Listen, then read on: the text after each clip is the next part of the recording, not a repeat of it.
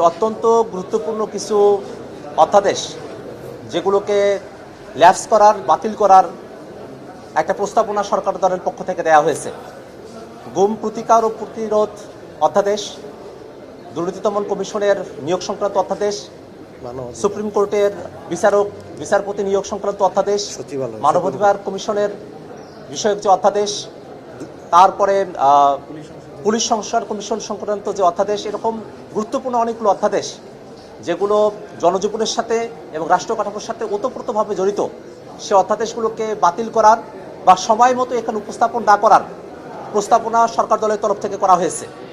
আমরা একটা বিষয়ে খুবই অবাক হই যে গুম যে বিষয়টি বাংলাদেশে খুবই ভয়ঙ্করভাবে জনজীবনে একটা বিপর্যয় ডেকে নিয়ে এসেছিল, মানবতা বিরোধী একটা অপরাধ সেই গুমকে প্রতিরোধ এবং প্রতিকার করার জন্য যে অধ্যাদেশটি অন্তর্বর্তীকালীন সরকারের সময় জারি করা হয়েছিল, সে সময়টাতে আমরা সকলে এটাকে স্বাগত জানিয়েছিলাম।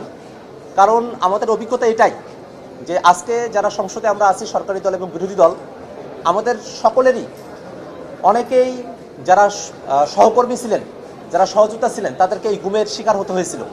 এই বাংলাদেশে হাজারের উপরে মানুষকে গুম করা হয়েছে। এখনও অনেকেই আছেন যারা গুম হয়েছেন কিন্তু এখনও পর্যন্ত ফিরে আসেন নাই। সেই সব সদস্যরা তারা যে অবর্ণনীয় কষ্ট তারা ভোগ করেছেন, তাদের পরিবারগুলো সে কষ্ট ভোগ করেছে, সেটাকে কিভাবে প্রতিবিধান করা যায় তার কথাগুলো এই গুম বিষয়ক যে অধ্যাদেশ সেখানে সে কথাগুলো আছে। সেটা একটা প্রতিরোধ এবং প্রতিবিধানের বিধানগুলো সেখানে সন্নিবেশিত করা হয়েছে। কিন্তু আজকে বিএনপি সরকার সেই অধ্যাদেশটিকে বাতিল করার, ল্যাপস করার এবং সেটাকে গ্রহণ না করার যে প্রস্তাবনা দিয়েছে, সে ব্যাপারটা আমাদেরকে মর্মাহত করেছে। সুপ্রিম কোর্টের যে সচিবালয় আলাদা হওয়ার কথা, সেই সুপ্রিম কোর্টের সচিবালয়ের বিষয়টা আপনারা সকলে জানেন যে আমাদের যে অধস্তন আদালত আছে, আমরা সবসময় বলে আসছি যে আদালত স্বাধীন হবে, কিন্তু আমাদের আদালতগুলো আসলে পরিপূর্ণভাবে স্বাধীন হতে পারে নাই। কারণ অধস্তন আদালতের যারা বিচারকরা আছেন তাদের বদলি, প্রমোশন থেকে শুরু করে নিয়ে সব কিছুই এটা আসলে ঘুরে ফিরে নির্বাহী বিভাগের হাতেই, সরাসরি আইন মন্ত্রণালয় এবং আসলে সরকারের একটা কবজার মধ্যেই ছিল। তো সেই বিষয়টাতে কিছুটা হলেও একটা স্বাধীনতা আসতো যদি সুপ্রিম কোর্টের একটা আলাদা সচিবালয় থাকতে পারে সেই জায়গাটাতে। কিন্তু এই সুপ্রিম কোর্টের সচিবালয় বিষয়েও যে অধ্যাদেশ, সেটাকেও বাতিল করার বা এটাকে সময় মতো এখানে উত্থাপন না করার একটা প্রস্তাবনা এখানে এসেছে, সেটা আমাদের কাছে একটা আশ্চর্যজনক বিষয় বলে মনে হয়।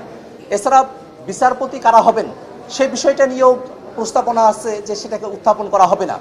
দুর্নীতি দমন কমিশন, পুলিশের বিষয়ে, মানবাধিকার কমিশনের বিষয়ে, যেগুলো আসলে খুবই জনগুরুত্বপূর্ণ বিষয়, সেই মৌলিক সংস্কারের মতো যে জায়গাগুলো আছে আর কি, সেই সংস্কার প্রস্তাবনাগুলো যে অধ্যাদেশগুলোতে ছিল সেখানে এখানে প্রেজেন্ট করা হবে না। তাতে করে আমাদের কাছে মনে হচ্ছে এই যে বিএনপি নেতৃত্বাধীন সরকার, তারা সংবিধানের সংস্কারই শুধু করতে চায় না, রাষ্ট্র কাঠামোর যে উপাদানগুলোর মধ্য দিয়ে জনজীবনকে নাস্তানাবুদ করে দেওয়া যায় সেই বিষয়গুলোতে যে সংশোধনীগুলো নিয়ে আসা হয়েছিল, রাষ্ট্রীয় প্রতিষ্ঠানগুলোতে, সাংবিধানিক প্রতিষ্ঠানগুলোতে বড় বড় যে কাঠামোগুলো আছে সেখানে যে ধরনের সংস্কার চাওয়া হয়েছিল, সেই সংস্কারগুলো তারা আসলে চায় না। এই বিষয়টা আমাদের কাছে খুবই আশা হত করেছে আমাদেরকে, এবং আমরা বিরোধী দলের পক্ষ থেকে সেই বিষয়গুলোতে আমাদের নোট অফ ডিসেন্ট আমরা দিয়েছি। আমরা এই বিষয়গুলোতে এখনও যেহেতু পুরোপুরি সিদ্ধান্ত গৃহীত হয় নাই, শুধুমাত্র রিপোর্ট এখানে উপস্থাপিত হয়েছে এবং সময় খুবই অল্প। আগামী 9 তারিখের মধ্যেই এই অধ্যাদেশগুলোর ব্যাপারে একটা সুরাহায় আসতে হবে।